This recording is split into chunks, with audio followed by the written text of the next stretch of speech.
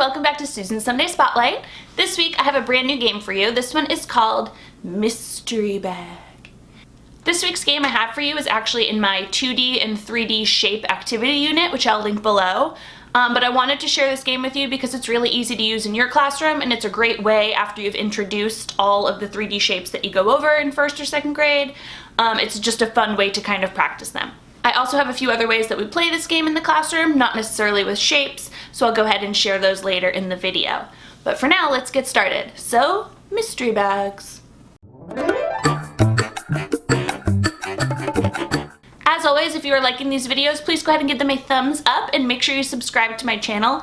Every single Sunday I have a brand new game for you, and when you hit the bell, you will get an email to your inbox every single week once the game is uploaded. So when I play this game, I will have played it after I've already introduced all the 3D shapes. So students will have already seen and felt all the 3D shapes we go over in first and second grade. They will have already identified how many vertices and how many sides each shape has, so they should have this knowledge before they go into this game.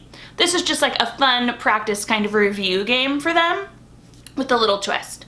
So all you'll do is you'll split your students up into groups.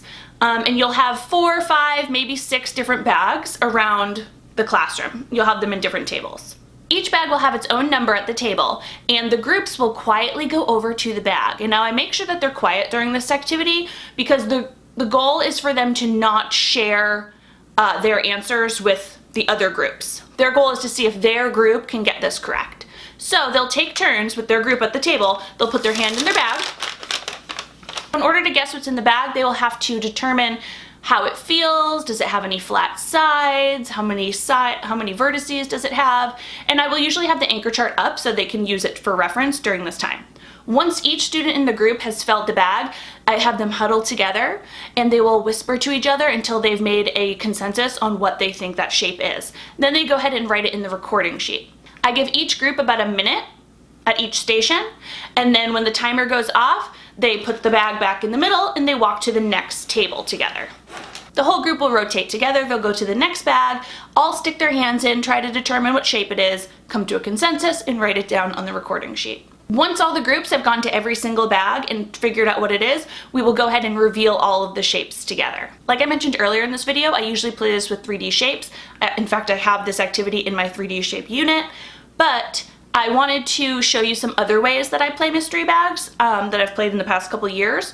So I wanted to share with you a free recording sheet for mystery bags that can be used with any of the subjects I'm about to share. Some other ways I've played this in the past is instead of an object being in there, like these 3D shapes, I have had different like picture cards.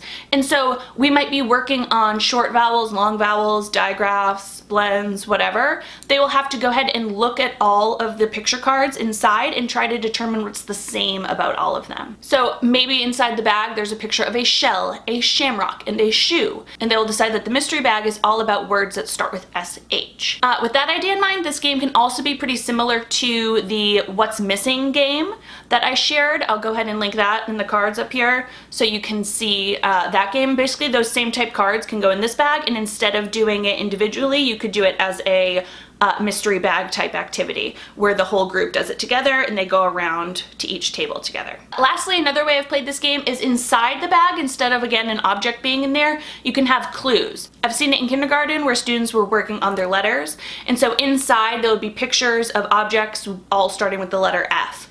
Or there'd be little clues about, you know, a certain object that does start with F. So they might know that mystery bag 2 has a word that starts with F, and here's some clues about that object, and then students would have to figure out what it is.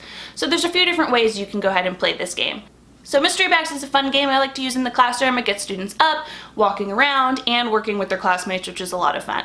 Again, I'll go ahead and link the free recording sheet down below. You'll have an option for 4 or 5 different bags to play with, and you can kind of determine whatever you would like to go in there. As for 3D shapes, if you don't have a bunch in your classroom, which I hope you do already, these are some ones I ordered from Amazon from Learning Resources. I'll go ahead and link these below.